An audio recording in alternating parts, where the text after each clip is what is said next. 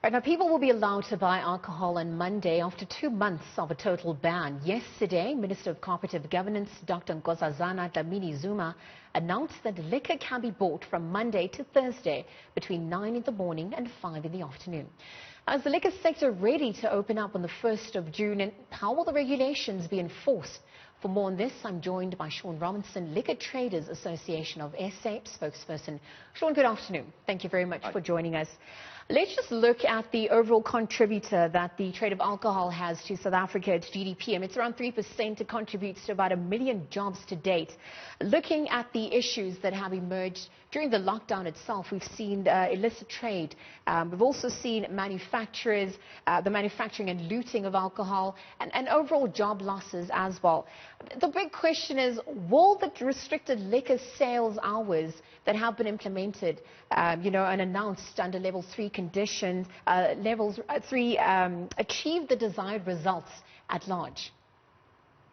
Good evening, Liesl. I think just to answer that question, the initial regulation stated that the hours would be just for 3 days a week and from 8 until 12. So that would have been a total of just 12 hours a week. After really constructive and effective collaboration with the DTI, the industry, and amongst the industry, the Liquor Traders Association, were able to negotiate, I guess, and the DTI have, I'm very pleased to say, listened to us and other industry role players. And the days are now, as you know, Monday to Thursday from 9 to 5, which is 32 hours, which is a significant improvement. So we honestly believe that with that increase in days and hours that we'll be able to cope with the demand. We hope to. There's certainly going to be a significant demand on Monday. But we do ask that the public are patient and understanding that they are going to possibly have to queue for a period of time outside liquor stores.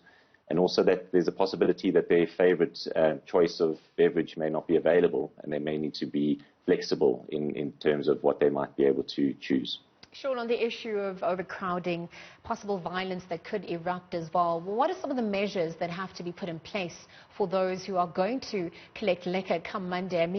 We've seen cases in India and other countries around the world. How will we be using that as a case study to perhaps learn and implement? Well, firstly, within the formalized trade and within our association, our members have certainly added significantly to the security that will be present next week.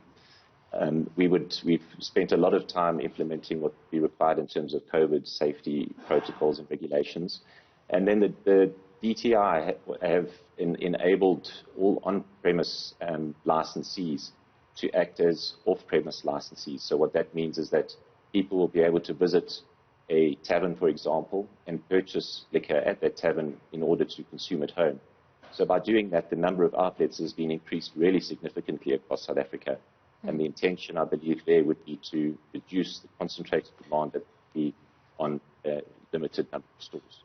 There's been minimal to no revenue in for some businesses. It's uncertain futures given South Africa's economic climate at large, even prior to the lockdown. I just want to know from you, in terms of opportunities available to employees such as the UIF, etc. How is this sector ensuring that employees are able to access some of those relief measures available to them during these unprecedented times afforded by government?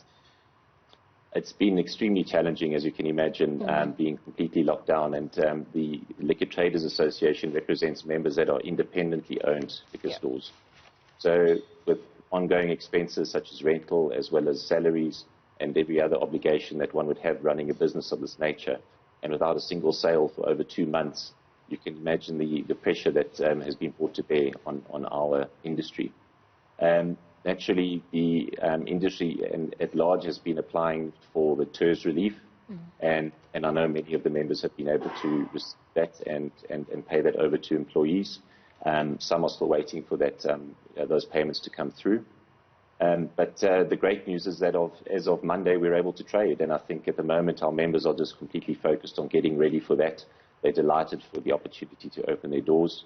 And I must also once again commend the DTR for enabling us to get ready as of today. In fact, from this morning, we were able to receive stock from our suppliers and get our stores ready, full of stock, and ready to open on Monday morning. Sean, the issue, related to gender-based violence, which police has highlighted, saying that incidents of GBV, in fact, increases and can be attributed to the consumption of alcohol. Just as a sector at large, what is your response to such claims? And also just how will the industry take responsibility, for those who do violate the regulations, considering the pace that taverns, etc., and other businesses operate in?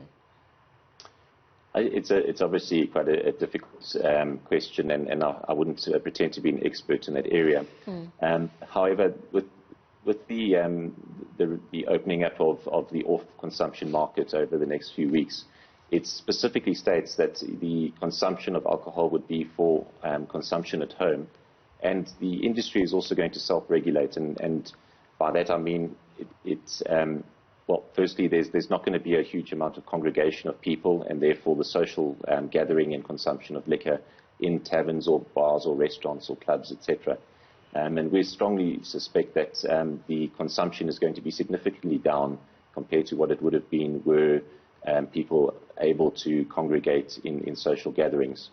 So the purchase for consumption at home is generally far less than one would consume were one in a social gathering. Then the DTI has requested that we do self-regulate over the coming weeks, and by that it means that, and with the demand that we're going to have on stores, is that there in all likelihood are going to be restrictions on the quantity for sale per transaction. Those will be different per different store types and different groups and